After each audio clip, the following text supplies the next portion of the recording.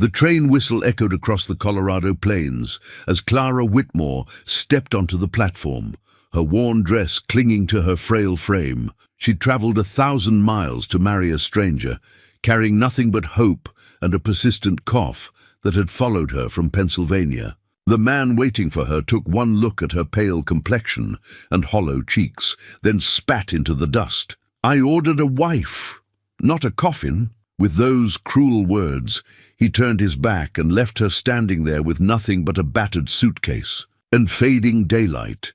From across the dusty street, rancher Eli Ramsey watched the scene unfold, something stirring in his chest that he hadn't felt in years. What would drive a man to show such mercy to a dying woman when everyone else had given up on her? Before we jump back in, tell us where you're tuning in from.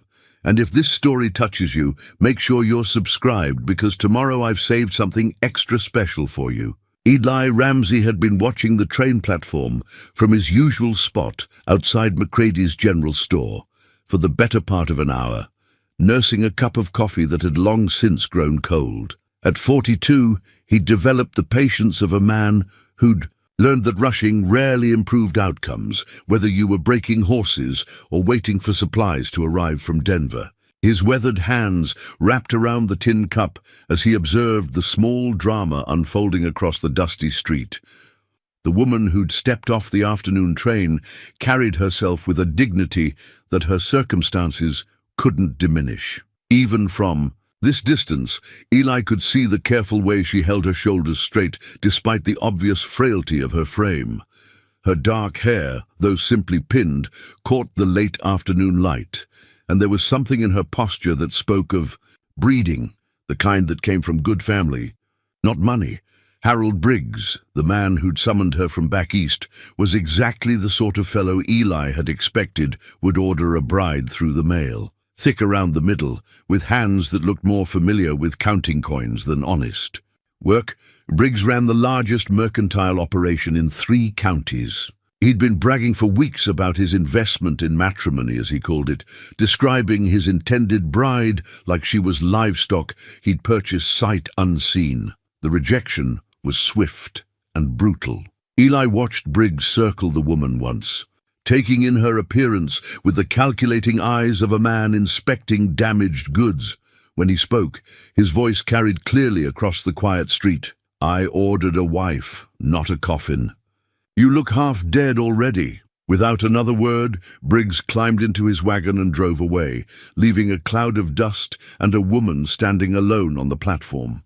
Something twisted in Eli's chest as he watched her carefully lower herself onto her worn suitcase, her movements deliberate and controlled. She didn't cry, didn't call out after Briggs, didn't collapse in despair. Instead, she folded her hands in her lap and gazed out at the mountains rising beyond the town, as if she were taking inventory of her options with the same methodical approach she might use to assess a difficult recipe. The familiar weight of his father's pocket watch pressed against his vest pocket. Eli pulled it out and flipped it open, noting the motionless hands frozen at 3:47, the exact time his father had drawn his last breath 8 years ago. Since that day, Eli had carried the broken timepiece like a talisman of his own stopped life, a reminder that some things, once broken, never quite worked the same way again. His ranch sat 15 miles northeast of town, carved out of valley. Land that most folks considered too remote for civilized living. Eli preferred it that way. After losing his parents to influenza and his intended bride to a traveling salesman's promises, he discovered that solitude suited him better than society. His days followed a rhythm as predictable as sunrise. Tend the horses at dawn. Check the fence lines, repair whatever the previous day's work had damaged, prepare a simple meal, and fall asleep to the sound of wind through the pine trees. Dr. Samuel Morrison emerged from his small office 2 buildings down from where Eli stood, medical bag in hand, and concern etched across his kind face. The doctor was one of the few people in town who'd earned Eli's genuine respect over the years, a man who'd served as both physician and unofficial minister to folks who couldn't afford either calling separately. "Afternoon, Eli," Dr. Morrison said, approaching with the measured pace of someone who'd seen enough human suffering to know when to hurry and when to proceed with care. I was just thinking about heading over to check on that young lady. Doesn't look like she's in the best condition for sitting on a train platform in this weather. Eli glanced at the western sky, noting the way the clouds were building over the mountains. Storm coming in, he observed. She'll need shelter soon. Indeed, she will. Dr. Morrison studied Eli's face with the perceptive gaze that had served him well in diagnosing ailments that went deeper than the physical. Course, Martha Henderson mentioned she might have room at the boarding house, though you know how Martha feels about taking in folks who can't pay their way immediately. They both knew Martha Henderson's boarding house was already full, and even if it weren't, Martha's Christian charity had strict limits when it came to anyone who appeared to be dying on her premises. Bad for business, she'd say, and in a town where reputation meant survival, most folks understood her position even if they didn't admire it. What do you make of her condition? Eli asked, surprising himself with the question. Dr. Morrison adjusted his spectacles and observed the woman more carefully. Hard to say from here, but she's got the look of someone who's been fighting something for a while. Could be consumption, could be something else entirely. Won't know until I examine her properly. He paused, then added with the gentle directness that made him effective as both doctor and counselor. Course, she'd need somewhere to rest while she recovers, assuming she's willing to fight for her health. The unspoken question hung in the air between them. Eli had the space, the means, and if he was honest with himself, a growing compulsion to help that he couldn't quite explain. His ranch house had been built for a family that never came to be, with extra bedrooms that had stood empty for years, and a kitchen that rarely saw use beyond his basic needs. She's got breeding, Eli said finally, more to himself than to Dr. Morrison. That she does. Came from Pennsylvania, according to the correspondence Harold showed around town. Family name of Whitmore, I believe. Dr. Morrison's tone carried the weight of information shared in confidence. Whatever brought her out here, it wasn't desperation alone. Takes considerable courage to travel that distance to marry a stranger. As if summoned by their conversation, Clara Whitmore rose from her makeshift seat with careful dignity, lifted her suitcase, and began walking slowly toward the main street. Her steps were measured, purposeful, though Eli could see the effort each one required. She wasn't giving up, he realized. She was simply beginning the next chapter of whatever plan had brought her this far. I'd better go check on her, Dr. Morrison said, starting across the street. Eli found himself falling into step beside the doctor, drawn by something he couldn't quite name. As they approached, Clara looked up with eyes the color of winter sky, pale, blue touched with gray, holding depths that spoke of experiences beyond her apparent years. Ma'am, Dr. Morrison said gently, removing his hat. I'm Dr. Morrison, and this is Eli Ramsey. We couldn't help but notice you might need some assistance. Clara's smile was polite but wary. That's very kind of you both. I'm Clara Whitmore. Her voice carried the cultured tones of Eastern education, but underneath lay a weariness that spoke of long struggles. I'm afraid I find myself in somewhat reduced circumstances. These things happen, Dr. Morrison said diplomatically. If you don't mind me asking, how are you feeling? You look like you might benefit from some rest and proper care. For a moment, Clara's carefully maintained composure flickered, revealing the exhaustion and uncertainty beneath. I've been better, she admitted quietly. The journey was longer than I expected, and I haven't been entirely well for some time. Eli surprised himself by speaking. My ranch is about an hour's ride from here. It's quiet, and there's room if you need somewhere to recover your strength. The words came out more abruptly than he'd intended, causing both Clara and Dr. Morrison to look at him with varying degrees of surprise. Clara studied his face with those penetrating eyes, as if trying to read his intentions. Whatever she saw there must have satisfied her, because after a long moment, she nodded. That's very generous.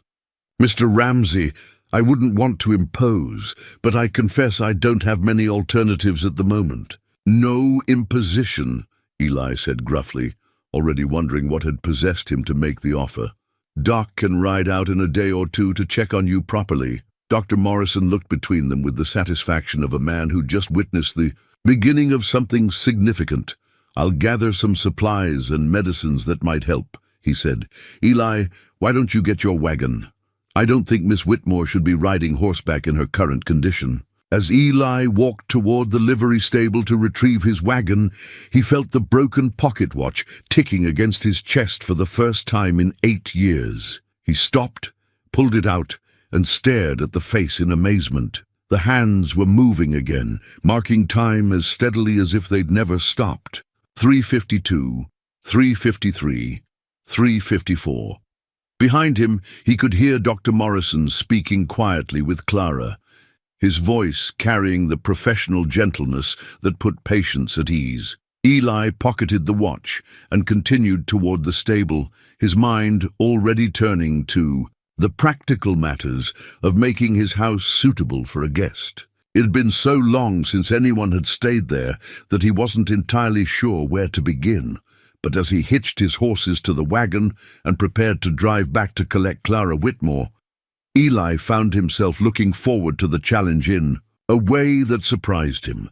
Perhaps it was time for life to start moving forward again, like the hands of his father's watch, marking moments that led somewhere new instead of standing still in memory of what was lost. The wagon ride to Eli's ranch began in comfortable silence, broken only by the steady rhythm of hooves on packed earth and the occasional creak of leather harness. Clara sat beside him on the bench seat, her back straight, despite the obvious exhaustion that seemed to permeate her entire being. She'd accepted his offered blanket without protest, wrapping it around her shoulders with the grateful care of someone who understood the value of warmth. As they left the town behind, the landscape opened into rolling hills dotted with stands of aspen and pine. The late afternoon light painted everything in shades of gold and amber, and Clara found herself breathing more deeply than she had in months. The air here carried the scent of pine needles and approaching rain,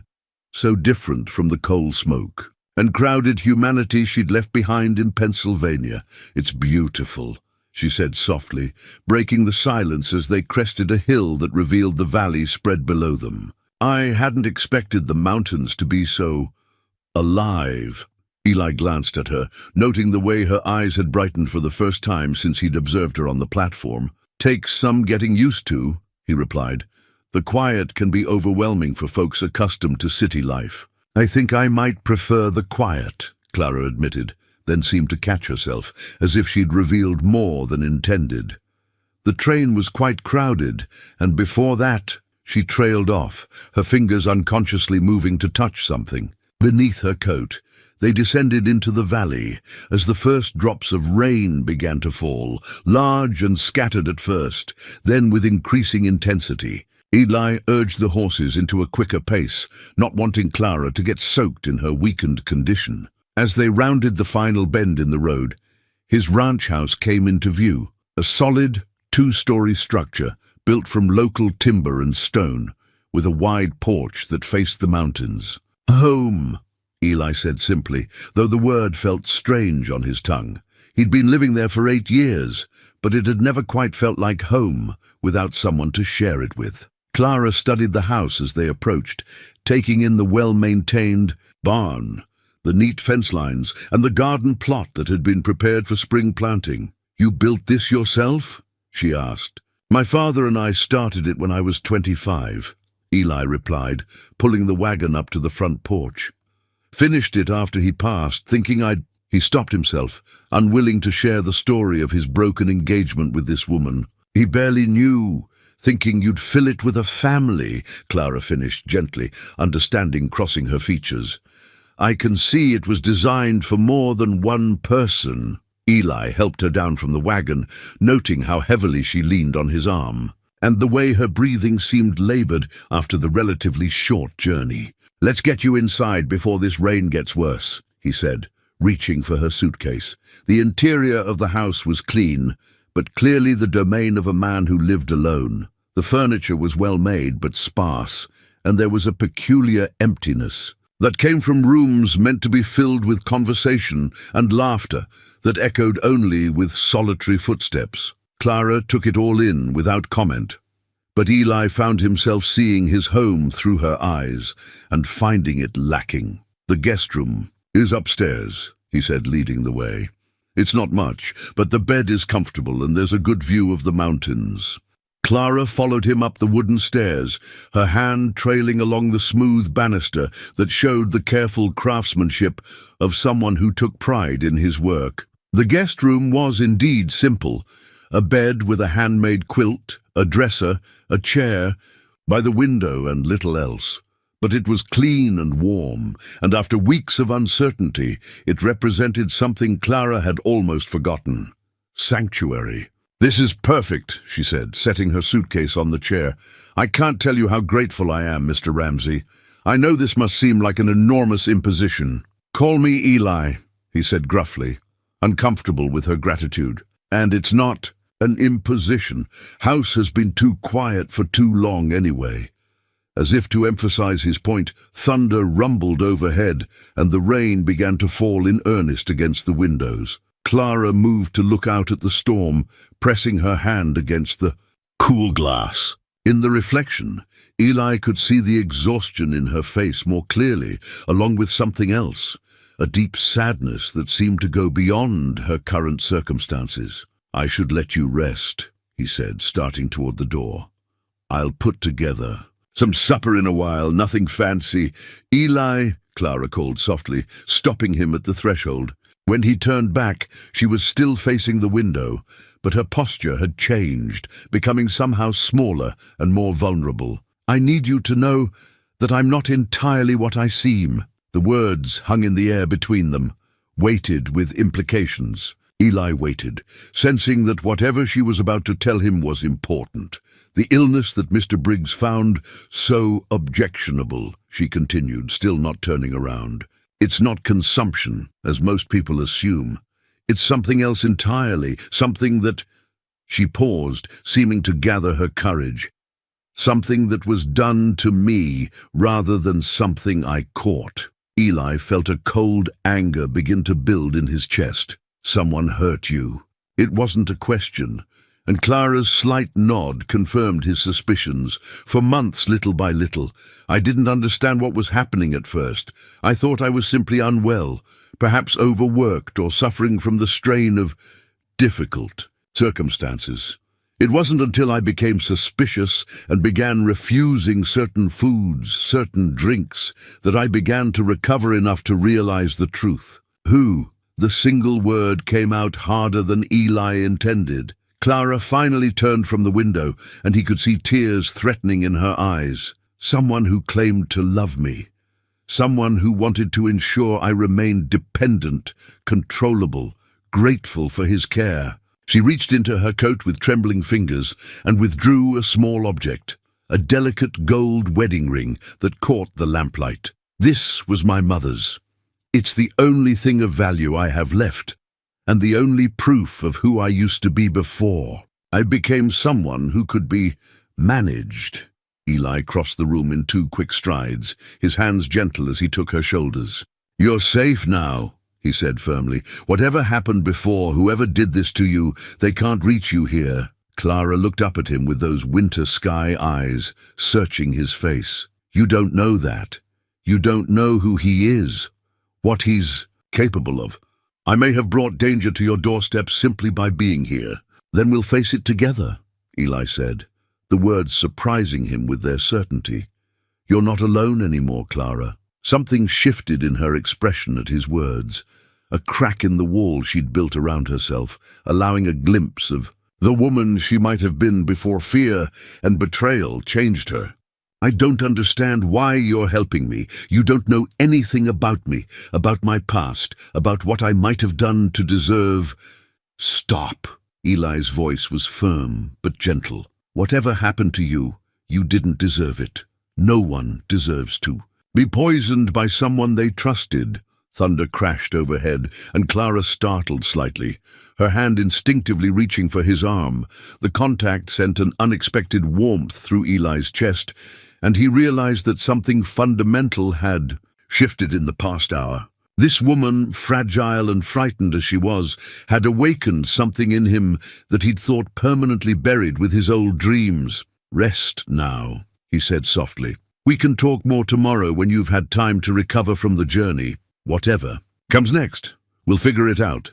Clara nodded, exhaustion finally overtaking the adrenaline that had sustained her through the confession. "Thank you, Eli, for listening, for not turning away when I told you the truth." "The truth is what makes trust possible," he replied, a piece of wisdom his father had shared years ago. "Get some sleep.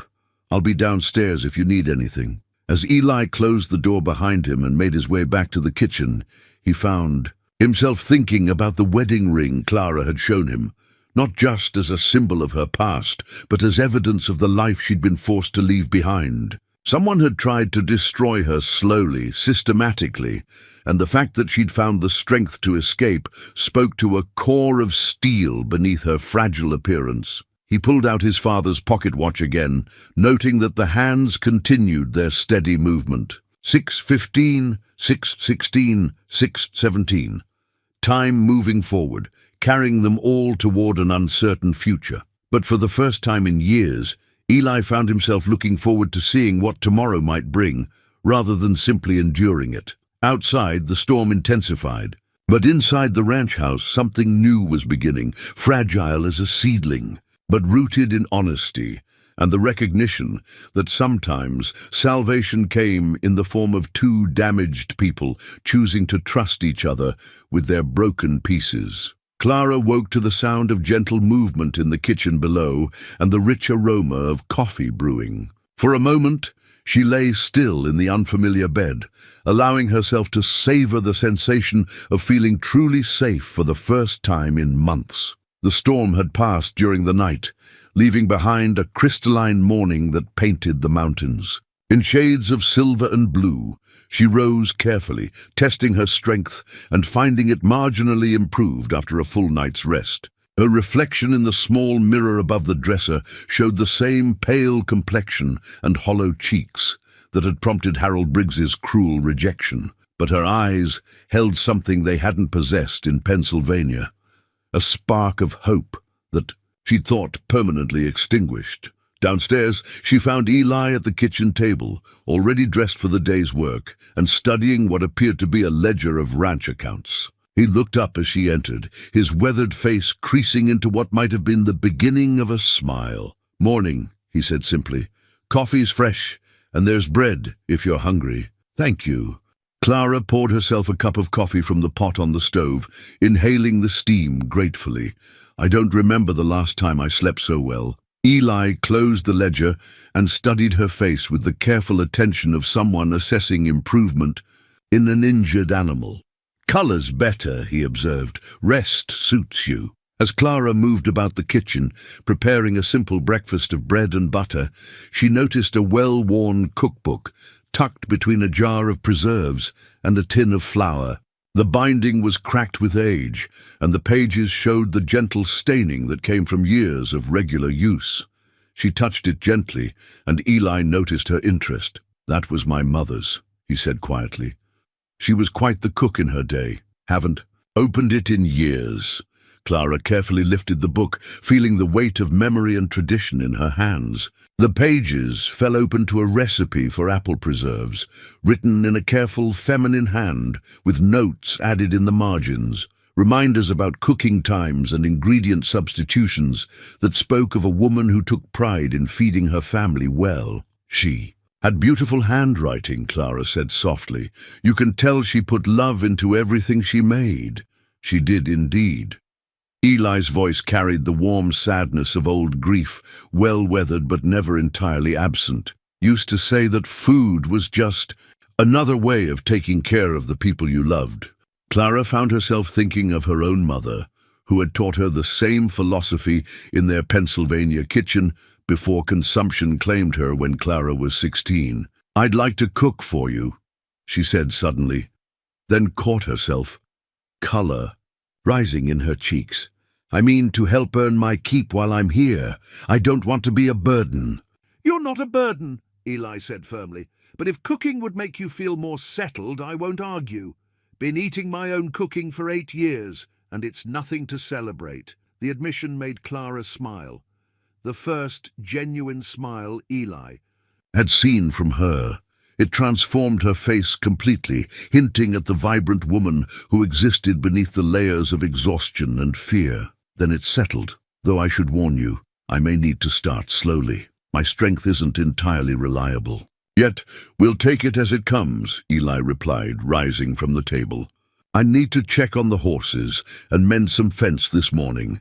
You rest as much as you need, and don't feel obligated to do anything you're not ready for." After Eli left for his morning chores, Clara spent time exploring the kitchen more thoroughly. She discovered a pantry well stocked with basics: flour, beans, salt pork, canned goods, and root vegetables stored in wooden bins. Everything was organized with the methodical care of a man who lived alone and had learned to plan ahead.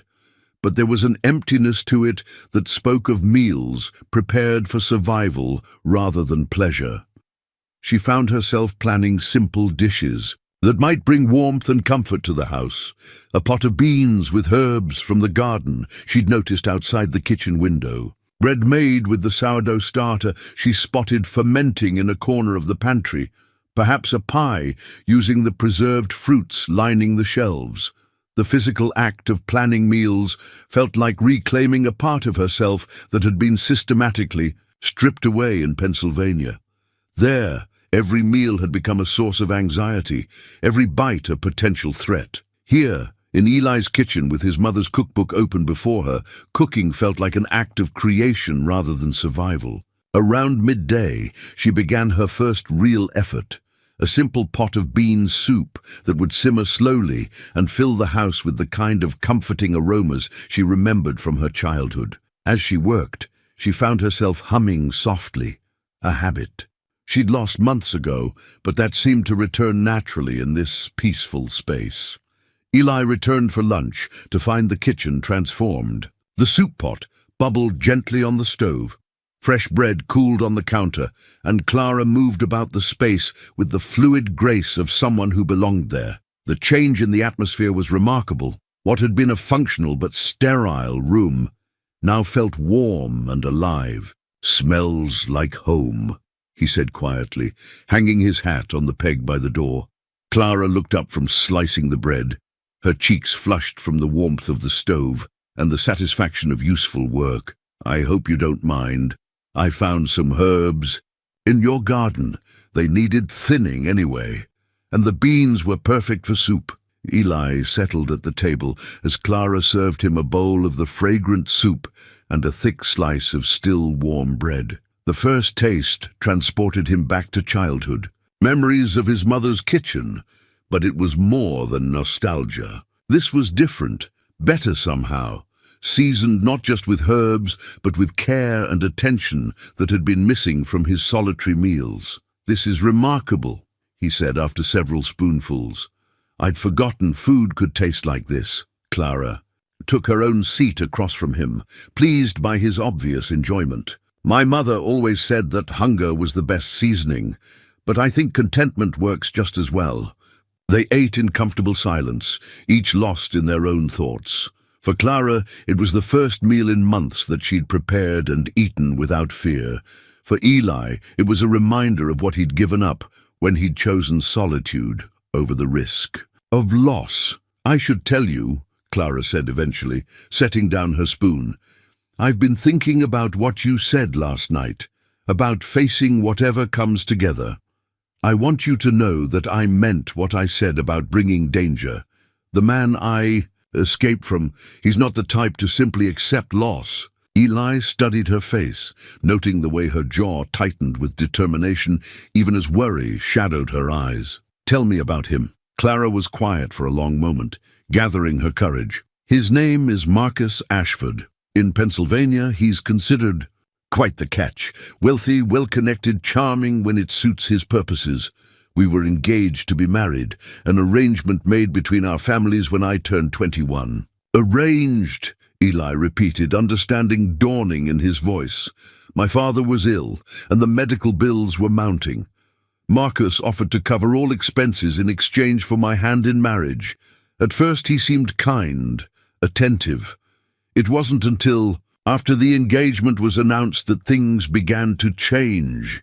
Clara's fingers unconsciously moved to her throat, a gesture that made Eli's hands clench involuntarily.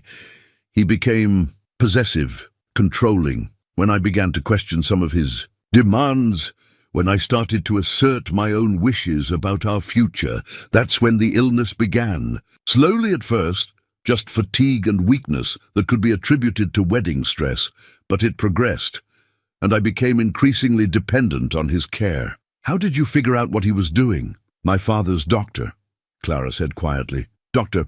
Patterson had known me since childhood, and something about my symptoms troubled him. He began asking careful questions, and eventually he shared his suspicions with me privately. He helped me understand what to watch for, how to protect myself.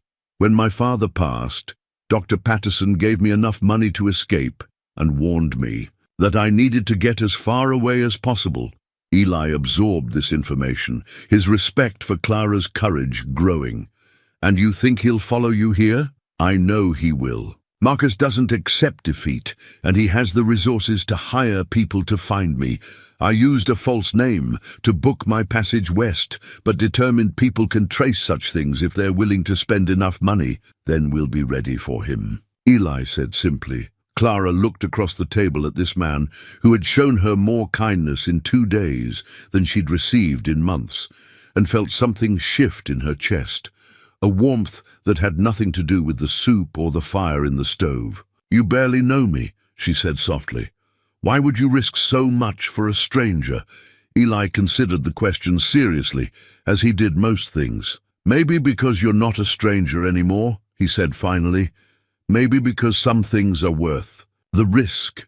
The afternoon passed quietly, with Clara resting while Eli returned to his work. But the kitchen retained the warmth of their shared meal and conversation, and both found themselves looking forward to evening with an anticipation that neither had felt in far too long. The days that followed fell into a rhythm that felt both natural and miraculous to Clara. Each morning, she woke to the sound of Eli beginning his day, the soft thud of boots on the wooden floor below, the quiet opening and closing of the kitchen door as he went out to tend the animals. She would lie in bed for a few moments, savoring the luxury of waking without fear, then rise to prepare breakfast for them both.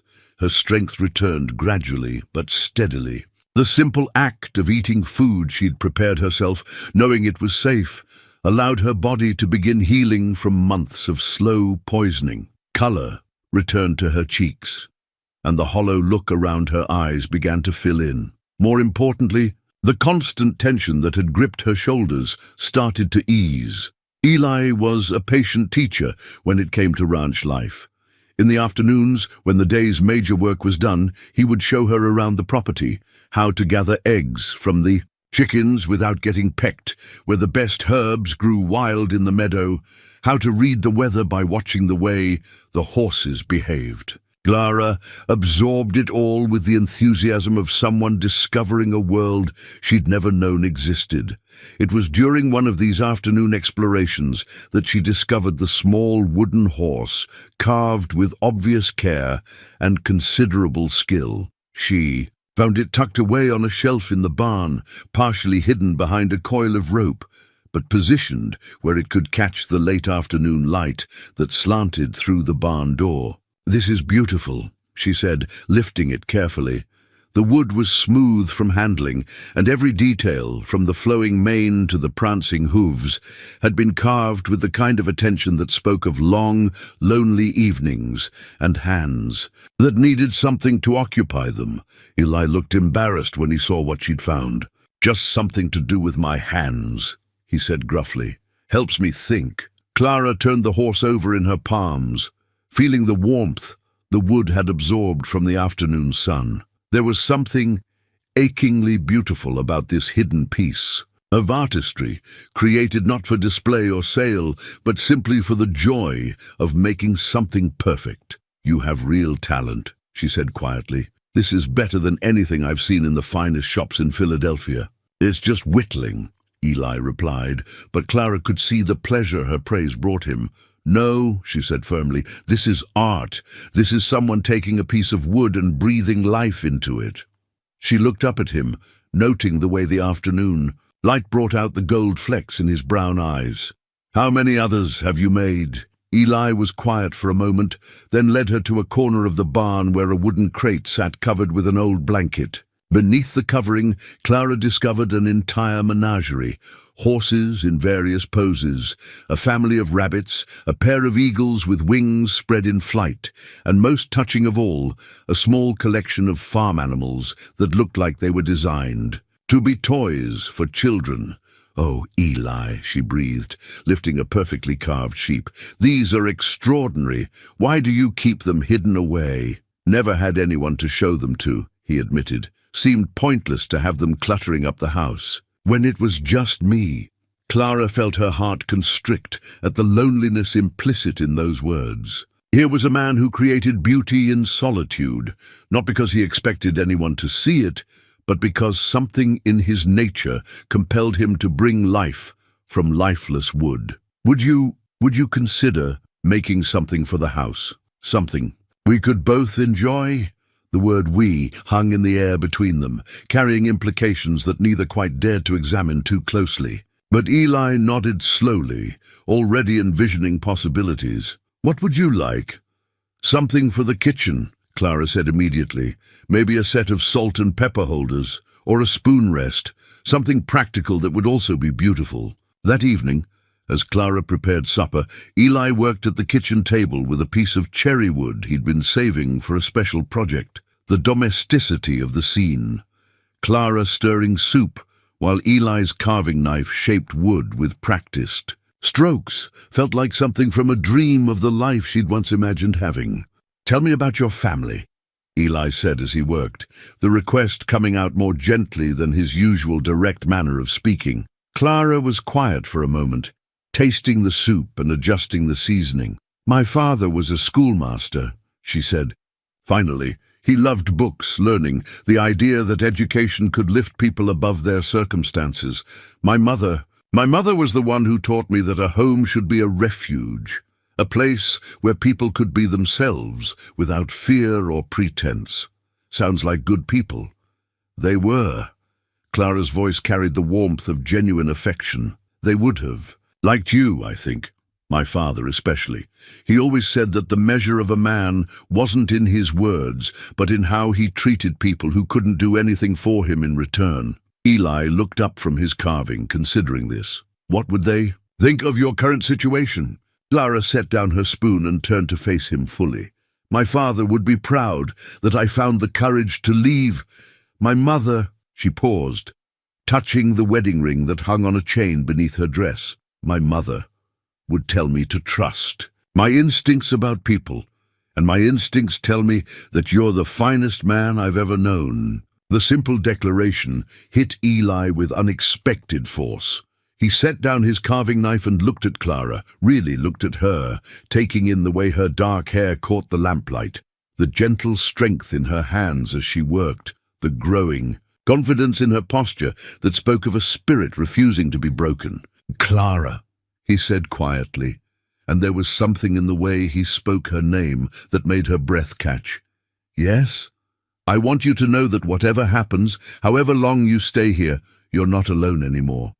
You don't have to face whatever comes next by yourself." Clara felt tears prick her eyes, but they were tears of gratitude rather than sorrow. "I've never had anyone say that to me before," she admitted. "Even when I was engaged to Marcus, I never felt like I had a true partner, someone who would stand with me rather than simply expect me to follow. That's what partnership should be," Eli said firmly. "Two people choosing to face the world together, each making the other stronger."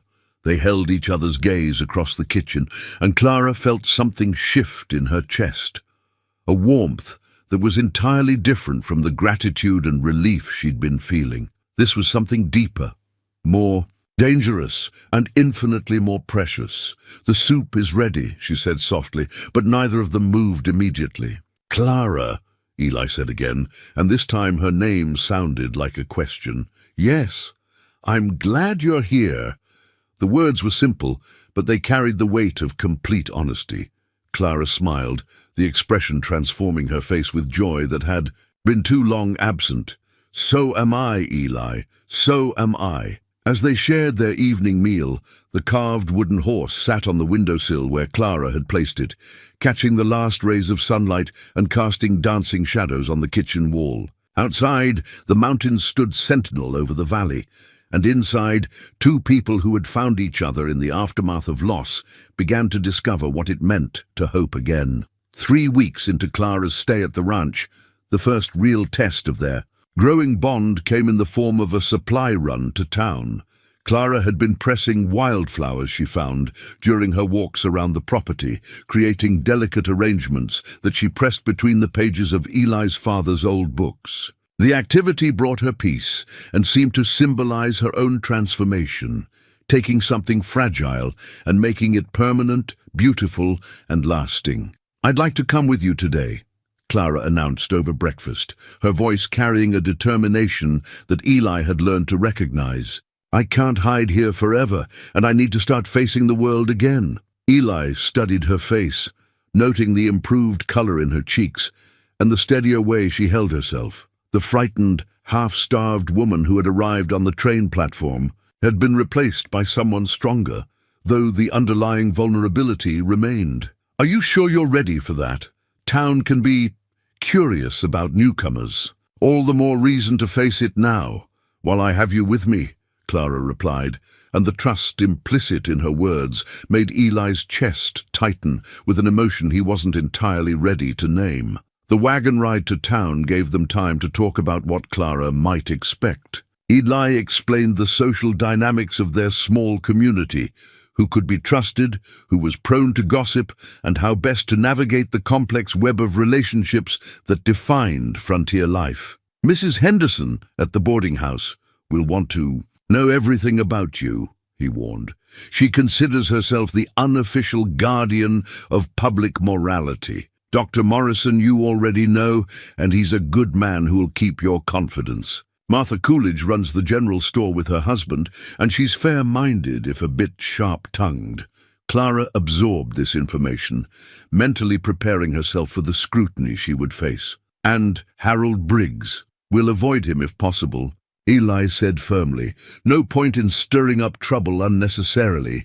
Their first stop was Dr. Morrison's office, where the kindly physician examined Clara and pronounced himself pleased with her recovery. "Color's much improved," he told Eli, with a knowing smile. "Fresh air and good food work wonders, especially when combined with peace of mind." At the general store, Clara experienced her first real test of public opinion. The conversations that had been flowing freely when they entered died to whispers as soon as people noticed her. She kept her head high, drawing on lessons learned in her father's schoolhouse about dignity in the face of adversity.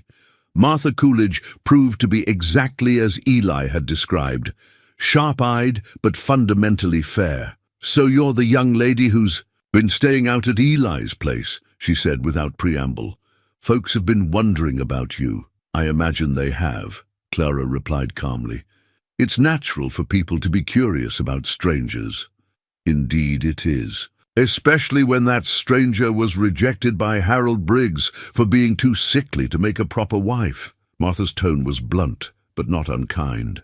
"Course, anyone with sense could see Harold's a fool who wouldn't recognize quality if it bit him. On his considerable backside." Clara blinked in surprise at the unexpected support, and Martha's stern expression softened slightly. "I've been watching Eli Ramsey pine away in that house for 8 years, the older woman continued. "About time someone came along to remind him what living looks like." As they gathered their supplies, Clara noticed the way Eli positioned himself, slightly between her and the other customers, not obviously protective, but clearly alert to any sign of trouble. When old Tom Fletcher made a comment about fancy Eastern ladies who can't handle frontier life, Eli's response was quiet, but unmistakably firm. "Miss Whitmore has handled frontier life just fine," he said, his tone carrying a warning that made Fletcher back down immediately. "Better than some folks who've been here their whole lives." The interaction filled Clara with warmth that had nothing to do with the afternoon sun. Here was a man who would defend her without making her feel weak, who supported her without overwhelming her growing independence. Their final stop was the small church where Pastor Williams, a soft-spoken man with gentle eyes, welcomed Clara warmly and invited them both to Sunday services. "Community is what keeps us strong out here," he said. "Everyone deserves a place to belong." On the wagon ride home, Clara was quiet, processing the mixed reactions she'd encountered. Some people had been openly curious, others cautiously welcoming, and a few had shown the kind of judgment she'd expected. But overall, the experience had been less daunting than she'd feared. "How do you think I did?" she asked as they reached the familiar comfort of the ranch road. "You handled yourself like the lady you are," Eli replied. "With grace and dignity that put some of those folks to shame." That evening, as Clara arranged some of her pressed flowers in a frame she'd made from wood scraps, she found herself thinking about the way Eli had stood beside her in town, not as her protector, but as her partner.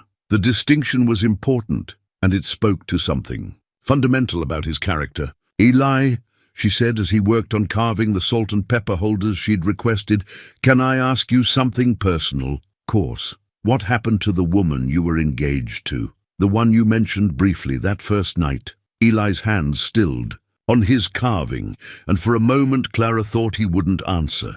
When he finally spoke, his voice was measured and careful. "Her name was Sarah Mitchell. We'd known each other since childhood, and everyone always assumed we'd marry eventually. When my father died and left me the ranch, it seemed natural to make it official." Clara waited patiently, sensing there was more to the story. "She was a good woman," Eli continued. "Pretty, accomplished, from a respected family. On paper, we were well suited. But when it came time to actually plan the wedding, to talk about the life we'd build together," he paused, choosing his words carefully, "I realized that what I felt for her was affection and habit, not love. And she felt the same." What happened? "A traveling photographer came through town that spring. Young man, full of stories about the wider world and dreams of documenting the changing frontier. Sarah took one look at him, and I knew I'd lost her, though I'm not sure I ever really had her to begin with." Clara set down her flower arrangement and looked at him directly. "Were you heartbroken?" Eli considered the question seriously. "I was disappointed, embarrassed, angry at myself for not seeing it sooner, but heartbroken." He shook his head slowly. "No, I think I was more heartbroken about the idea of what I thought I wanted than about losing Sarah herself. And that's when you became a hermit? Seemed safer than risking that kind of mistake again, easier to live alone than to discover I didn't know how to love someone properly." Clara felt her heart ache for the years of loneliness this good man had endured, all because he'd confused compatibility with love and blamed himself when it wasn't enough. "Eli," she said softly, "there's a difference between not knowing how to love and simply not having found the right person to love." Their eyes met across the kitchen table, and Clara saw something shift in his expression, a recognition that perhaps his long solitude had been self-imposed rather than inevitable. The carved horse on the windowsill seemed to catch the lamplight and dance, as if celebrating the possibility of new beginnings. Outside, the night sounds of the mountain valley provided a gentle symphony, and inside the ranch house, two people continued the delicate process of learning to trust not just each other, but the growing feelings that threatened to transform friendship into something infinitely more precious and terrifying.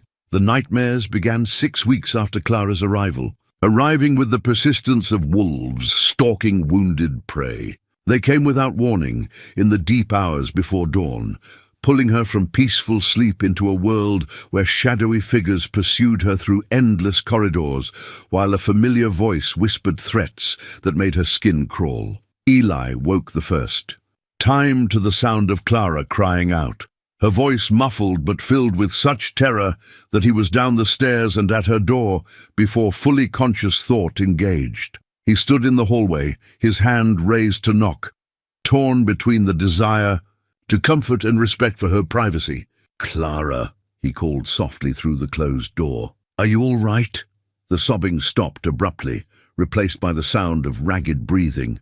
After a long moment, her voice came back, shaky but determined. "I'm sorry I woke you. It was just a bad dream. Can I get you anything? Water? Tea?" "No, thank you. I'll be fine." But Eli could hear the tremor in her voice that suggested she was anything but fine. He remained outside her door for several minutes, listening to the sounds of movement as she apparently paced the room, before finally returning to his own bed, where sleep eluded him until dawn. The pattern repeated over the following nights, growing worse rather than better. Clara would wake screaming, always apologizing afterward, always insisting she was fine. During the days, she tried to hide the effects, but Eli could see the exhaustion gathering around her eyes like storm clouds, the way her hands shook slightly. When she thought no one was looking, it was Dr. Morrison who provided the explanation during his weekly visit to check on Clara's progress. "Delayed reaction to trauma," he said quietly, while Clara was out in the garden collecting herbs. "The mind has ways of protecting us during crisis, but once safety is established, sometimes all that suppressed fear comes rushing back." "Is there anything that can help?" Eli asked, his concern evident. "Time, patience, and the continued assurance that she's safe. The nightmares will fade, but she needs to process what she's been through. Sometimes talking about it helps, but it has to be her choice." That evening, Eli found Clara sitting on the front porch, wrapped in a shawl and staring out at the mountains, painted purple by the setting sun. She looked fragile in the twilight, younger than her 23 years, and utterly alone despite his presence. "Mind if I join you?" he asked, settling beside her on the wooden steps when she nodded. They sat in comfortable silence for a while, watching the first stars appear in the darkening sky. Finally, Clara spoke, her voice barely above a whisper. "I keep dreaming that he's found me, that he's here, in this house, and there's nowhere left to run." Eli felt his hands clench involuntarily at the pain in her voice. "He's not here, Clara. He can't hurt you anymore."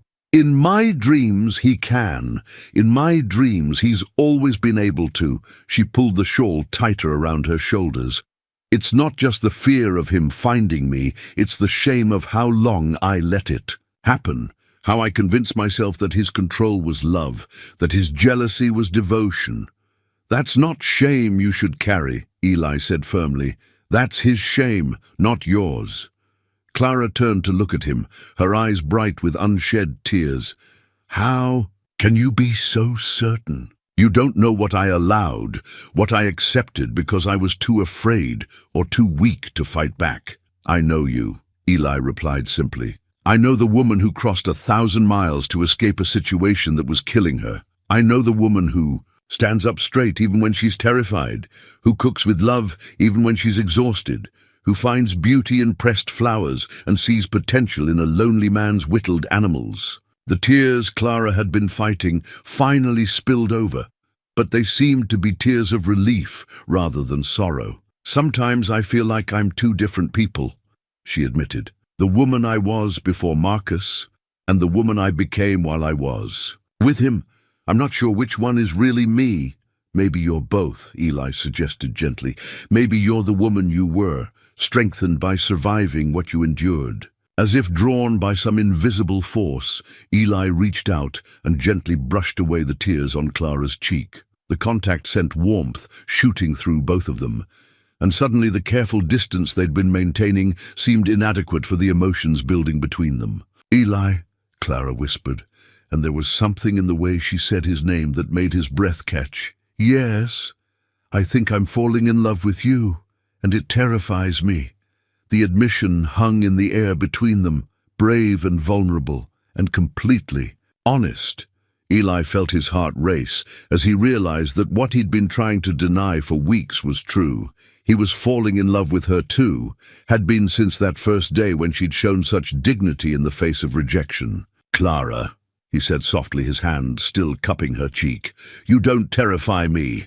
This doesn't terrify me. What terrifies me is the thought of you leaving before I have the chance to show you what real love looks like." She searched his face in the starlight, looking for any sign of deception or manipulation, but finding only honest affection and a patience that spoke of a man willing to wait for her to heal. "What if I'm too damaged? What if I can't be the partner you deserve? What if you already are?" Eli countered gently. "What if you've been showing me every day what partnership looks like, and I've been too afraid to recognize it?" Clara felt something inside her chest unfurl, like a flower opening to sunlight. Here was a man who saw her strength rather than her weakness, who wanted to build something with her rather than simply possess her. "Show me," she whispered. Eli leaned forward slowly, giving her every opportunity to pull away, but Clara met him halfway. Their first kiss was gentle, tentative, a question rather than a demand. It tasted of hope and new beginnings, of two people choosing to trust despite the risks. When they finally pulled apart, Clara rested her forehead against his, breathing in the familiar scent of wood shavings and honest work that had come to mean safety to her. "I want to try," she said quietly. "I want to see what we could build together." "We'll take it slow," Eli promised. "We'll take it at whatever pace you need." That night, for the first time in weeks, Clara slept without nightmares. And when she woke in the morning to find Eli sitting in the kitchen with coffee ready and a new wooden creation on the table, a pair of salt and pepper holders carved to look like dancing partners, she knew that she was finally ready to start building a future instead of just surviving the past. The old rifle hanging above the fireplace caught the morning light, cleaned and maintained, but symbolic now of protection rather than violence. Like everything else in this house, it spoke of a man who understood that true strength lay not in domination, but in the choice to shelter those who needed sanctuary. Outside, letters were beginning to arrive in town with her name on them. But inside the ranch house, Clara was learning what it meant to be loved by someone who saw her as an equal partner rather than a possession to be controlled. The letter arrived on a Tuesday morning in late autumn, delivered by a grim-faced postal clerk who seemed relieved to hand over the official-looking envelope and leave immediately. Clara recognized the heavy paper and elaborate seal before she saw the name written in Marcus Ashford's distinctive handwriting across the front. Miss Clara Elizabeth Whitmore. She stood in the kitchen doorway, the unopened letter trembling in her hands, all the color draining from her face. Eli looked up from his breakfast and immediately set down his coffee cup, rising to his feet with the fluid motion of a man preparing for trouble. "It's from him," Clara said unnecessarily, her voice barely above a whisper. "Don't open it," Eli said firmly, crossing to her side. "Whatever he has to say, it can't be good." But Clara was already breaking the seal with shaking fingers, driven by the same compulsion that makes people look at accidents even when they know the sight will haunt them.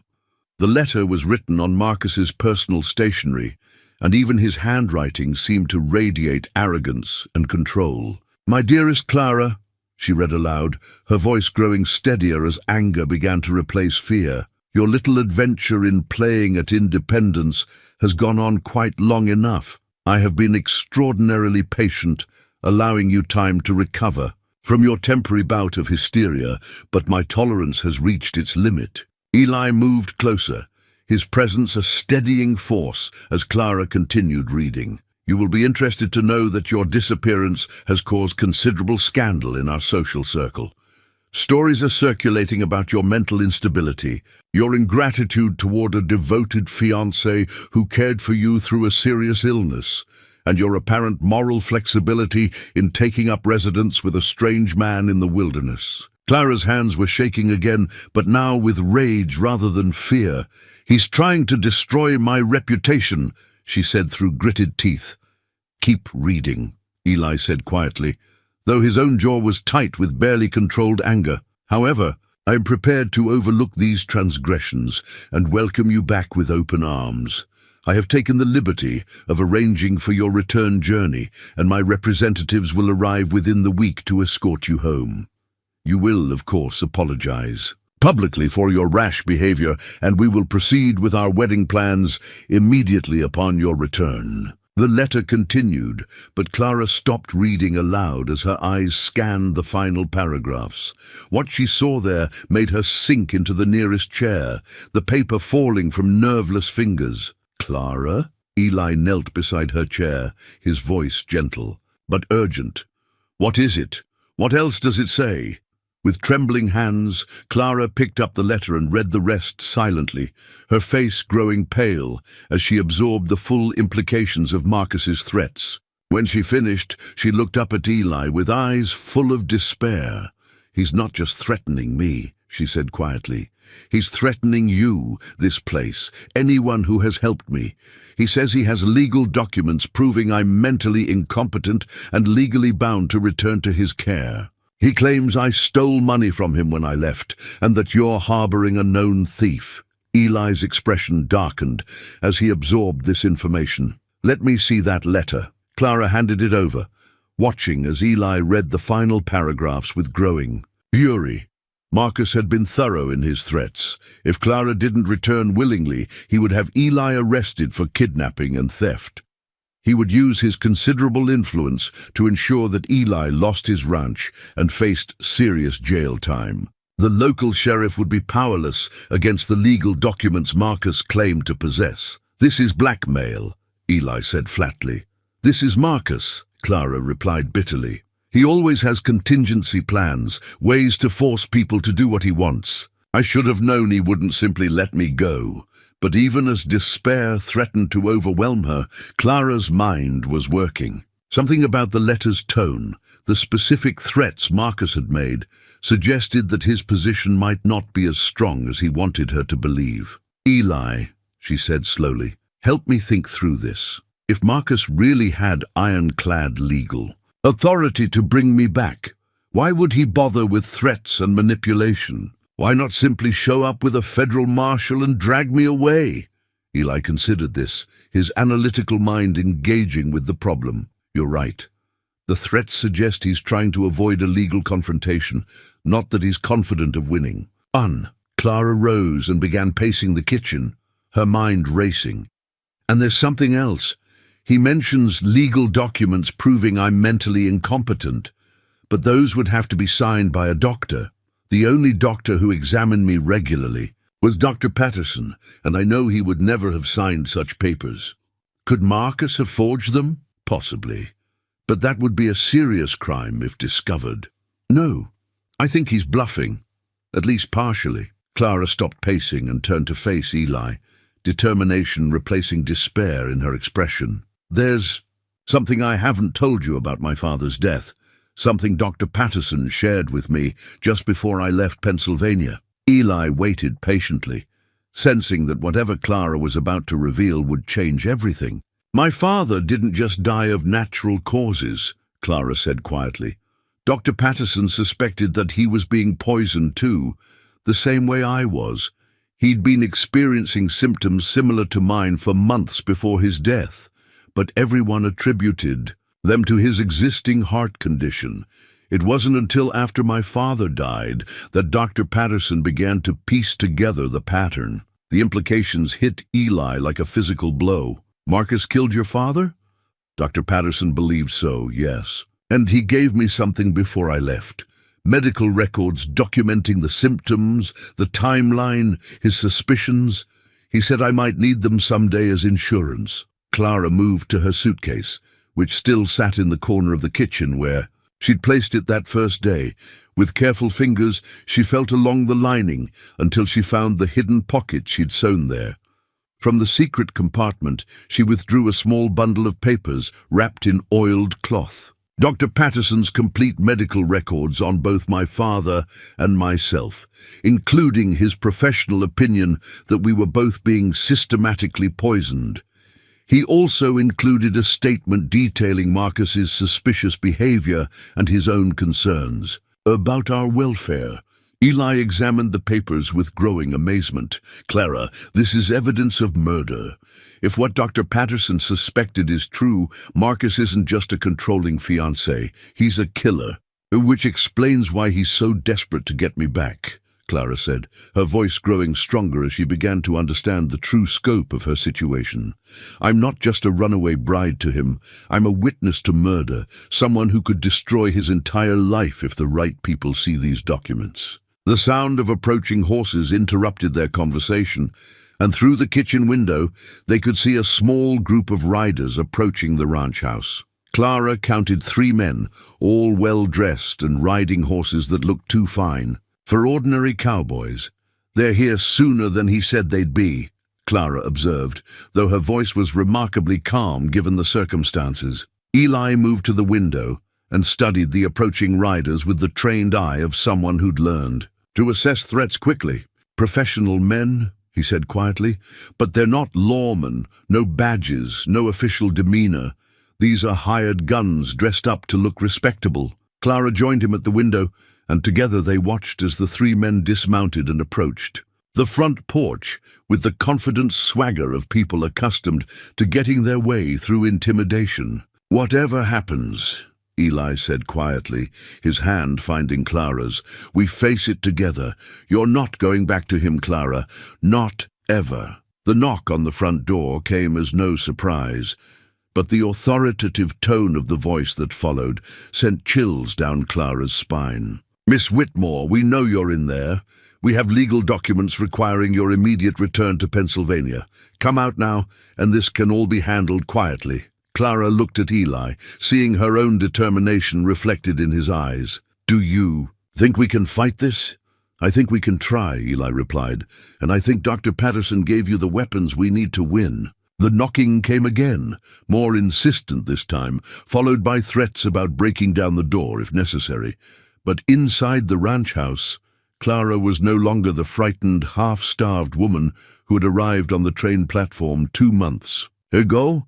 She was someone who had found her strength, her voice, and most importantly, someone willing to fight beside her. Mr. Ramsey, one of the men called out, you're harboring a known thief and a woman of questionable mental capacity.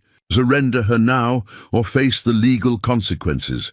Clara squeezed Eli's hand and stepped toward the door. I think it's time to show Marcus Ashford that he's not the only one who knows how to fight. The hours that followed the arrival of Marcus's men tested every ounce of courage and determination that Clara and Eli had discovered in themselves over the past 2 months. The 3 hired guns, for that's what they were, despite their expensive suits and polished manners, had settled into a careful siege of the ranch house, making it clear they had no intention of leaving without Clara. Eli moved through the house with the practiced efficiency of someone whose past held more secrets than he'd shared. From the closet in his bedroom, he retrieved items that spoke of a history Clara was only beginning to understand. A cavalry sword wrapped in oiled cloth, field glasses that had seen military service, and most significantly, a leather saddlebag, bearing the faded insignia of the U.S. Army. You were a soldier, Clara said, watching him check the action of his father's rifle with the automatic motions of someone who'd done it countless times before. Cavalry scout for 8 years, Eli replied, his voice carrying the weight of old memories. Served under Colonel Hayes during the Apache campaigns, then spent 2 years tracking deserters and criminals across 3 territories. I know how men like that think, how they operate. The revelation recontextualized everything Clara thought she knew about the quiet man who had saved her. The patience, the careful observation, the way he could read people and situations. These weren't just the traits of a thoughtful rancher, but the skills of someone who had survived by being smarter and more resourceful than his enemies. The Lead man out there calls himself Johnson, Eli continued, studying the men through a gap in the curtains. But I've seen his face before on wanted posters. Real name's Jack Morrison, and he's wanted for assault and intimidation in 3 states. The other 2 are hired muscle, probably picked up in Denver. Clara felt a strange sense of calm settling over her as she absorbed this information. For the first time since receiving Marcus's letter, she felt like they might actually have a chance. What do we do? First, we get word to town. Dr. Morrison needs to know what's happening, and we need Sheriff Bradley out here to witness whatever evidence you have. Eli moved to his desk and quickly scrawled a note. Can you make it to the barn without being seen? There's a trail through the back pasture that leads to the Morrison place. I can try. Take Thunder. He's the black stallion in the end stall. He knows the trail and he's fast enough to outrun anything they might send after you. Eli handed her the note and a small leather pouch. Give this to Dr. Morrison. Tell him to bring Sheriff Bradley and anyone else he trusts. And Clara, if something goes wrong here, if they take me, don't try to rescue me. Get to the territorial capital and find a federal marshal. Clara looked at this man who had become everything to her, seeing him now with new eyes. The quiet rancher, who carved wooden animals, was also a warrior, who had spent years protecting others from exactly the kind of men who now threatened them. I'm not leaving you to face this alone. You're not leaving me, Eli said firmly. You're getting the help we need to end this properly. Marcus made a mistake when he sent criminals instead of lawmen. That gives us options he didn't count on. The back of the house offered concealment from the watching men, and Clara slipped out through the kitchen door with the stealth Eli had taught her during their walks around the property. The barn seemed impossibly far away, but she made it without raising an alarm, moving from shadow to shadow with her heart pounding but her mind clear. Thunder was indeed magnificent, a powerful black stallion who seemed to sense the urgency of the situation. Clara had learned to ride during her time at the ranch, though never anything quite so spirited. But the horse responded to her gentle confidence, and soon they were moving through the back pasture at a ground-eating pace that would have them at Dr. Morrison's house within the hour. Behind her, she could hear voices raised in argument as the hired guns discovered her absence. Part of her wanted to look back, to reassure herself that Eli was safe, but she forced herself to focus ahead. He was counting on her to bring help, and she would not fail him. Dr. Morrison's reaction to her news was swift and decisive. Within minutes, he had dispatched his son to fetch Sheriff Bradley, while he himself prepared to ride back to the ranch with Clara. Jack Morrison, he muttered, as he gathered medical supplies and ammunition. Should have known Marcus Ashford would hire the worst kind of men. That family always did believe money could buy anything, including justice. Sheriff Bradley arrived with 2 deputies, both men Clara recognized from town as solid, dependable types who wouldn't be easily intimidated by expensive lawyers or forged documents. More importantly, they listened carefully as Clara explained the situation and showed them Dr. Patterson's medical records. Murder's a serious charge, Sheriff Bradley said after reading through the documents. But if this Dr. Patterson is willing to testify, and if these records are genuine, we might have enough to file charges against this Ashford fellow. They're genuine, Clara said firmly. Dr. Patterson risked his own career to give me those papers. He knew what Marcus was, even if he couldn't prove it at the time. The ride back to the ranch was tense but hopeful. Clara found herself thinking about the man waiting for her there, the way he had revealed new depths just when she thought she knew him completely. The quiet rancher, the talented artist, the patient teacher, and now the experienced soldier, all facets of a man complex enough to match her own complicated heart. As they approached the ranch, they could see that the situation had escalated. In Clara's absence, 2 of the hired guns were positioned to watch the approaches, while the third, presumably Jack Morrison, continued his verbal siege of the house, alternating between threats and false promises of leniency. "Ramsey!" Morrison was shouting. "You're making this harder than it needs to be. We just want the woman and then we'll be on our way. No one needs to get hurt." Sheriff Bradley signaled for his men to spread out and approach from different angles. "When I give the word," he told Clara quietly, "you ride hard for the house. We'll handle these three." But Clara had a different idea. "Sheriff, what if we approach openly? They're pretending to be legitimate agents with legal authority. Let's see how they react when faced with real law enforcement." Sheriff Bradley considered. This, then nodded slowly. "You might be right. If they were confident in their legal position, they wouldn't be hiding behind siege tactics." The group rode openly toward the ranch house, Sheriff Bradley in the lead with his badge clearly visible. The reaction from Morrison's men was immediate and telling.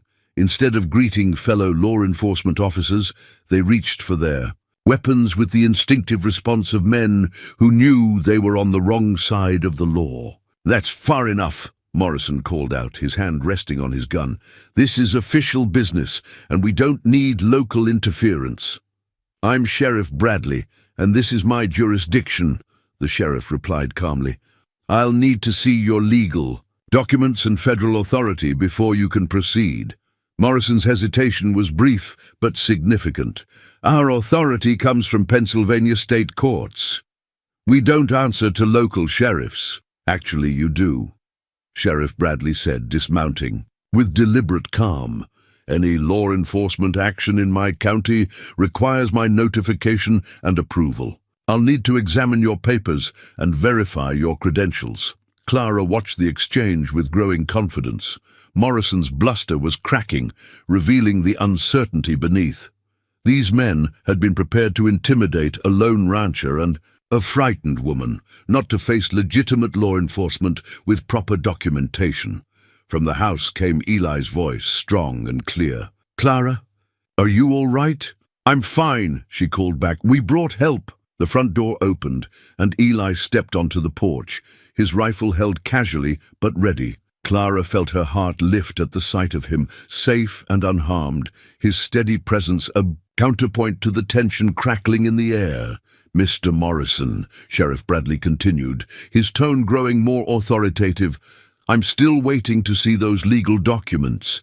If you can't produce proper federal paperwork, I'll have to assume you're operating outside the law." The moment stretched like a wire under tension, everyone understanding that the next few minutes would determine whether this ended with words or violence. Clara dismounted and began walking toward the house, testing Morrison's resolve. Ready to run if he made any threatening moves. But it was Dr. Morrison who provided the final catalyst, riding up with a leather satchel that Clara recognized. "Jack Morrison," the doctor called out, his voice carrying across the yard. "Or should I say Jack Henley? You're wanted for questioning in the death of Thomas Whitmore, and I have medical evidence that suggests his death was not from natural causes." The use of Morrison's real name and the mention of her father's death caused the hired gun to visibly start. His careful facade cracked completely, revealing the desperation beneath, and Clara knew that the final confrontation was about to begin. The revelation of Jack Morrison's true identity and connection to her father's death hit Clara like a physical blow. But instead of weakness, it brought a surge of righteous fury that burned away the last vestiges of fear. This man hadn't just been hired to intimidate her. He had been present when her father died, possibly even instrumental in his murder. "You," she said, her voice carrying across the yard with surprising strength. "You were there when my father passed. You were one of Marcus's associates who visited the house." Morrison's mask slipped further, his hand moving closer to his weapon. "I don't know what you're talking about, lady. Never seen you before in my life." But Clara was remembering now, pieces falling into place with terrible clarity. "You came to dinner twice in the weeks before Father died. Marcus introduced you as a business partner from Philadelphia. You complimented my cooking, asked about the herbs I used in the tea."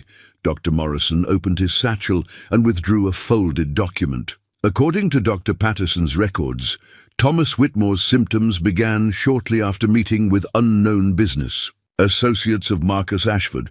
The timeline matches perfectly with visits from outside parties who had access to his food and drink. Sheriff Bradley stepped forward, his deputies flanking him with weapons drawn, but not yet aimed. "Mr. Morrison, I'm placing you and your associates under arrest for suspicion of murder and conspiracy. You have the right to—" "Like hell you are," Morrison snarled, abandoning all pretense as his hand moved to his gun. The next few seconds unfolded with the terrible inevitability of an avalanche. Morrison's draw was fast, but Eli was faster, his cavalry training serving him well as he brought his rifle to bear. Clara dove behind the water trough as gunfire erupted, Sheriff Bradley and his deputies engaging Morrison's men in a brief but violent exchange. When the smoke cleared, one of Morrison's associates lay motionless in the dust. Another was clutching a wounded shoulder, and Morrison himself stood with his hands raised, blood running from a crease along his scalp, where Eli's shot had come close enough to convince him that surrender was preferable to death. "It's over," Sheriff Bradley said firmly, his smoking revolver still trained on the survivors. "Drop your weapons and get on your knees." As the deputies moved to secure the prisoners, Clara emerged from her shelter and ran to Eli, who was already moving toward her with the purposeful stride of a man whose first priority was ensuring her safety. They met in the middle of the yard, and she threw herself into his arms with a force that spoke of how terrified she'd been of losing him. "Are you hurt?" she asked, running her hands over his chest and arms, checking for wounds. "I'm fine," he assured her, holding her tightly. "Are you?" Before Clara could answer, Dr. Morrison approached with his medical bag and a grim expression. "We need to search these men thoroughly. If they were involved in poisoning operations, they might be carrying evidence we can use." The search proved fruitful beyond their hopes. In Morrison's saddlebags, they discovered a collection of small vials containing various substances, along with detailed notes about dosages and effects. More damning still was a leather portfolio containing correspondence between Morrison and Marcus Ashford, outlining not just the plan to retrieve Clara, but references to previous successful operations that could only refer to her father's murder. "This is enough to hang Ashford," Sheriff Bradley said grimly as he examined the evidence. "Murder, conspiracy, attempted kidnapping, we've got him dead to rights." But Clara was focused on something else she'd found among Morrison's effects. A small bundle wrapped in oilcloth that contained items she recognized from her father's study. "These are father's papers," she said quietly, unwrapping the bundle with trembling hands. "His personal correspondence, some legal documents. Why would Morrison have these?" Dr. Morrison examined the papers carefully, his medical training making him methodical even in his examination of evidence. "Look at this," he said, pointing to a particular document. "This is your father's will, Clara. The real one, not the version that was probated after his death." Clara read the document with growing amazement, her father's careful handwriting revealing truths that Marcus had worked hard to conceal. "According to this, father left everything to me, not just his personal effects, but property, investments, even some mineral rights he'd acquired years ago. The probated will that gave Marcus control of the estate. It was a forgery. The implications were staggering. Marcus hadn't just killed her father for the satisfaction of control. He'd murdered him for money, forging a new will that made himself the beneficiary while leaving Clara with nothing but debt and dependency. "So you're not just a runaway bride," Eli said quietly, understanding the full scope of what they'd uncovered. "You're a wealthy woman whose inheritance was stolen through murder and fraud." "Ashford's more desperate than we thought," Sheriff Bradley observed. "If this real will surfaces, he loses everything. No wonder he was willing to hire killers to get you back." Clara looked at the evidence scattered around them, the poison vials, the forged documents, the correspondence detailing years of careful planning and execution. Marcus hadn't just been controlling and possessive. He'd been a calculating murderer who'd seen her and her father as obstacles to be removed rather than people to be cherished. "What happens now?" she asked, though she was beginning to understand. That the answer would determine not just her future, but Eli's as well. "Now we send telegrams," Dr. Morrison said firmly, "to the territorial governor, to federal marshals, to Dr. Patterson in Pennsylvania. We make sure this evidence reaches people who can't be bought or intimidated by Ashford's money. And Morrison and his surviving associate will stand trial here for attempted kidnapping and assault," Sheriff Bradley added. "Their testimony about Ashford's involvement will be crucial for the murder charges." As the prisoners were loaded into the sheriff's wagon and the evidence carefully catalogued, Clara found herself standing beside Eli on the porch of the ranch house that had become her sanctuary. The confrontation was over, but she knew that the legal battle ahead would be long and complex. "Are you ready for what comes next?" Eli asked quietly. "Once this gets out, once the trials begin, your life will never be simple again." Clara considered this, thinking about the woman she'd been when she first stepped off the train platform, frightened, sick, completely dependent on others for survival. That woman seemed like a stranger now, replaced by someone who had found her strength and her voice through adversity and love. "I'm ready," she said firmly. "But I want you to know that whatever wealth my father left me, whatever property or rights I inherit, none of it matters compared to what I've found here with you." Eli's weathered face softened with an emotion that took Clara's breath away.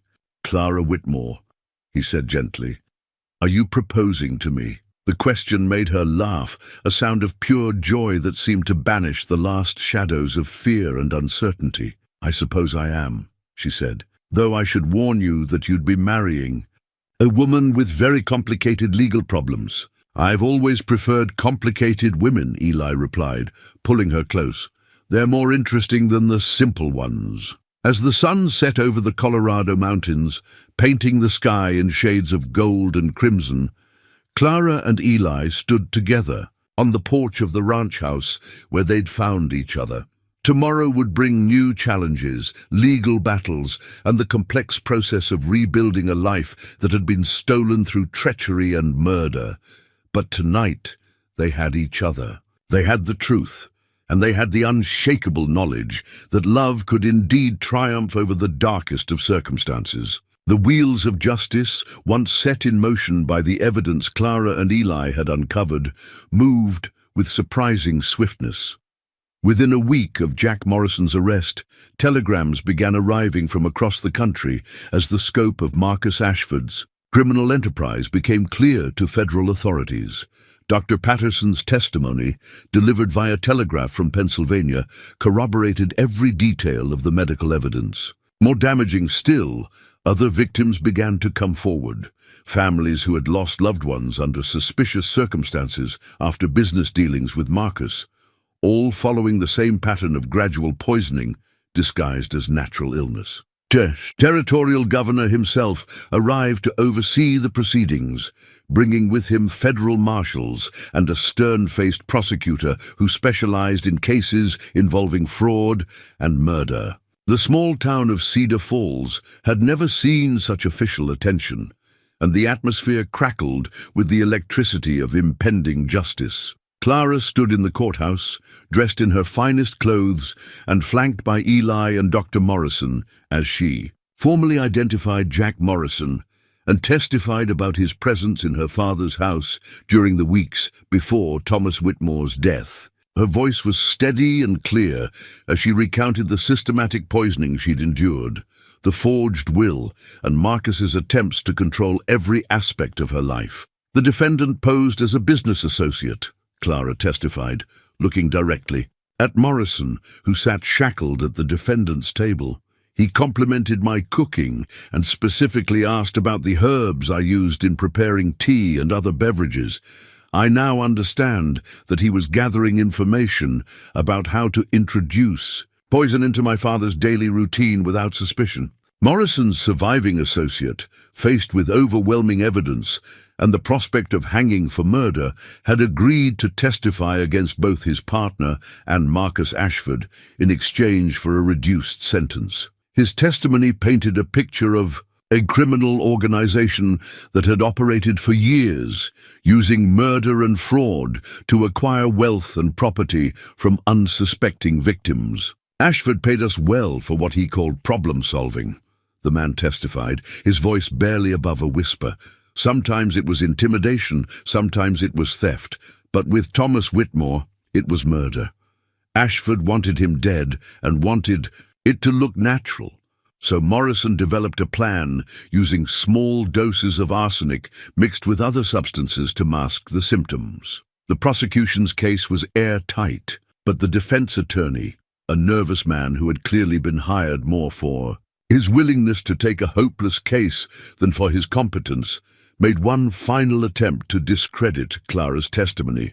"Is it not true, Miss Whitmore," he asked during cross-examination, "that you fled Pennsylvania under cover of darkness, using a false name and abandoning your legal obligations to Mr. Ashford? Does this not suggest a guilty conscience rather than innocent victimhood?" Clara had been prepared for this line of attack, and her response came with the calm authority of someone who had found her strength through adversity. "I fled because I was being slowly murdered," she said clearly. "I used a false name because I knew that my killer would pursue me. And as for legal obligations to Mr. Ashford, I was never legally bound to a man who murdered my father and forged documents to steal my inheritance." The courtroom erupted in murmurs of approval, quickly silenced by the judge's gavel. When order was restored, the judge himself addressed the defense attorney with barely concealed irritation. "Counselor, unless you have evidence to present that contradicts the substantial documentation already entered into evidence, I suggest you conclude your examination. This court will not tolerate attempts to blame victims for their attackers' crimes." The jury deliberated for less than an hour before returning with guilty verdicts on all charges. Morrison was sentenced to hang for murder. His associate received 20 years in territorial prison, and warrants were immediately issued for Marcus Ashford's arrest on charges of murder, fraud, conspiracy, and theft. But the legal victory was only part of Clara's vindication. The revelation of her true inheritance, carefully documented by her father and corroborated by banking records that federal investigators had uncovered, transformed her from a penniless refugee into one of the wealthiest women in the territory. According to these documents, the federal prosecutor explained to Clara and Eli in the courthouse's private chambers, "Your father accumulated substantial holdings over the years. Property in Pennsylvania, mining investments in Colorado, railroad, bonds, and a considerable amount in cash deposits. Marcus Ashford has been living off your inheritance for over a year." Clara absorbed this information with mixed emotions. The money would ensure security and comfort, but it also represented the life her father should have lived, the years that had been stolen from both of them by Marcus's greed. "What happens to the property Ashford acquired using the forged will?" Eli asked, his practical mind already considering the complexities ahead. "It reverts to Miss Whitmore, naturally. Our investigators are working with Pennsylvania authorities to freeze all of Ashford's assets, pending his arrest and trial. It's likely that Miss Whitmore will recover not only her original inheritance, but substantial additional compensation." "You for the fraud." As they walked out of the courthouse together, Clara found herself thinking not about the money or the property, but about the badge that Sheriff Bradley wore, the symbol of honest law enforcement that had made justice possible. In Pennsylvania, Marcus's wealth and connections had made him untouchable, but here in the Colorado territory, truth and evidence had prevailed over corruption and influence. "I have something for you," Eli said as they reached the courthouse. The steps. From his pocket he withdrew a small wooden box that Clara recognized as his own handiwork. Inside, nestled in soft cloth, were 2 simple gold rings that had clearly been crafted by the local blacksmith. "Eli Ramsey," Clara said, her voice catching with emotion. "Are you proposing to me on the courthouse steps?" "I'm proposing to you." "Everywhere," he replied with a smile that transformed his weathered face. "On the courthouse steps, in the kitchen, in the garden, in the barn, wherever you'll have me. I love you, Clara Whitmore, and I want to spend the rest of my life proving that not all men use love as a weapon for control." Clara looked at this man who had saved her life in every way that mattered, who had shown her that strength could be gentle and that true partnership meant standing together as equals.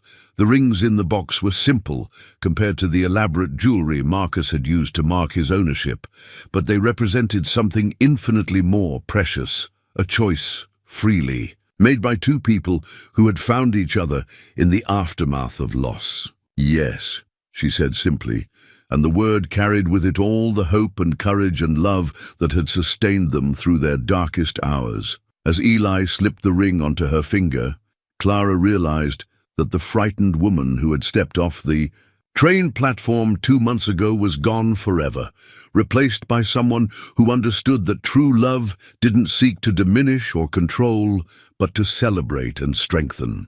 The legal battles ahead would be complex, but they would face them together, and that made all the difference. Behind them, the courthouse stood as a symbol of justice finally served, while ahead lay a future limited only by their capacity to love and be loved in return. 1 year later, Clara Ramsey stood in the kitchen of the ranch house that had become her true home, her hands deep in bread dough, while the late afternoon sun streamed through windows that now held pressed flowers in delicate frames. The woman kneading bread bore little resemblance to the frightened, half-starved creature who had been rejected on the train platform. Her cheeks held the bloom of health and happiness, her eyes sparkled with confidence, and her movements carried the assurance of someone who belonged exactly where she was. The legal battles were finally over.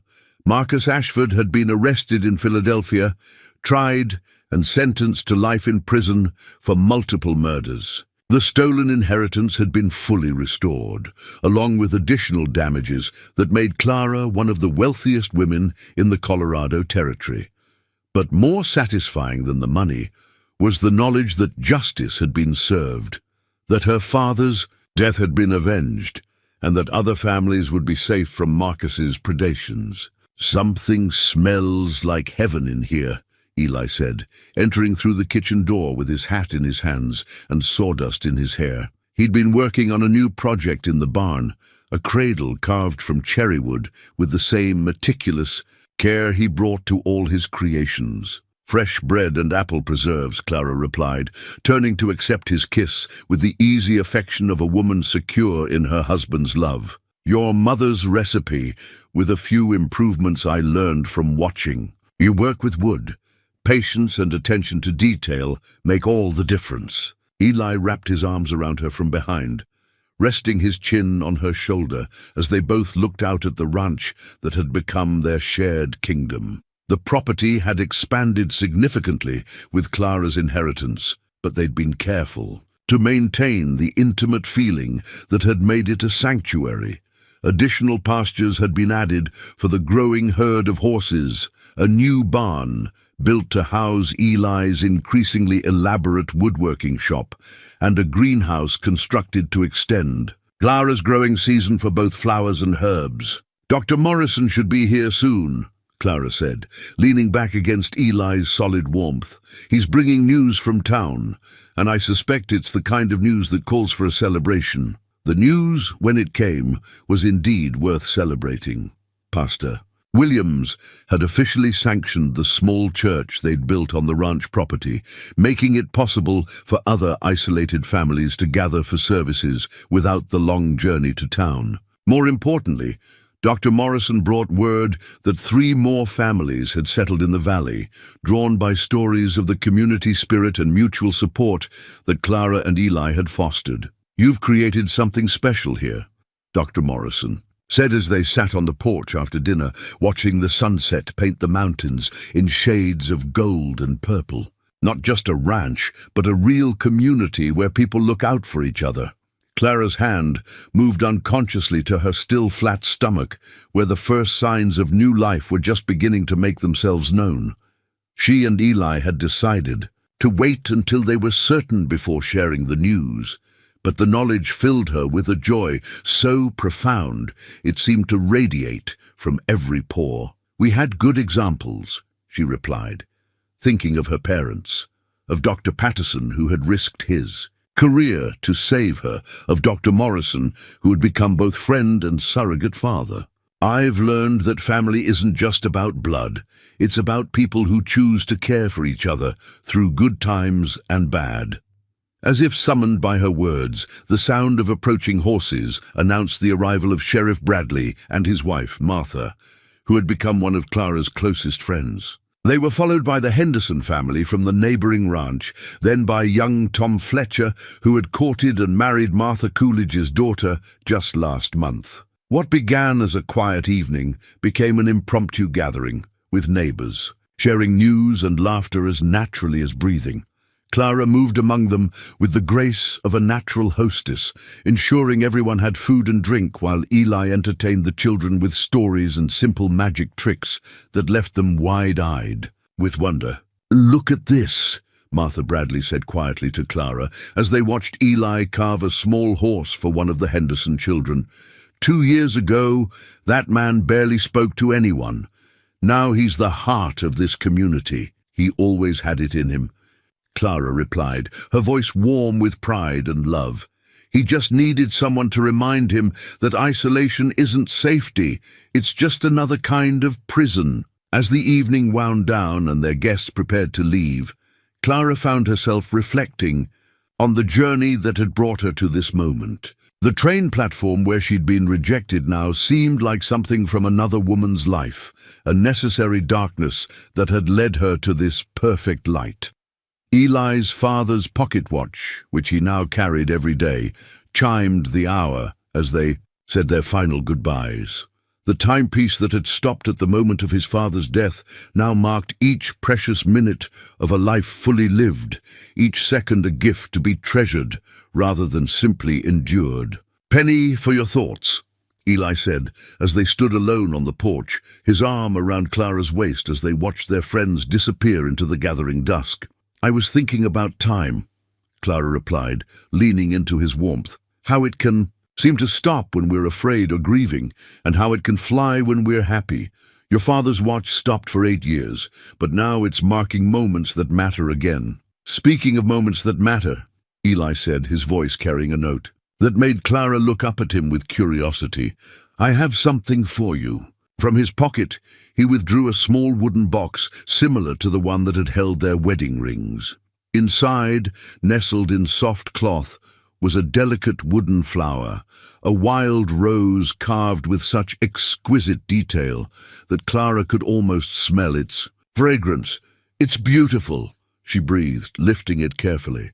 "But what's the occasion?" "The occasion," Eli said with the smile that still had the power to make her heart race, "is that I love you more today than I did yesterday, and I wanted you to have something beautiful to mark this particular moment in time." Clara felt tears prick her eyes as she understood the deeper meaning behind his gift. This wasn't just a carved flower, it was a symbol of growth, of beauty emerging from careful tending, of love that bloomed even in harsh conditions. "I have something to tell." "You too," she said softly, placing her hand over his heart. "Something that's going to change our lives in the most wonderful way."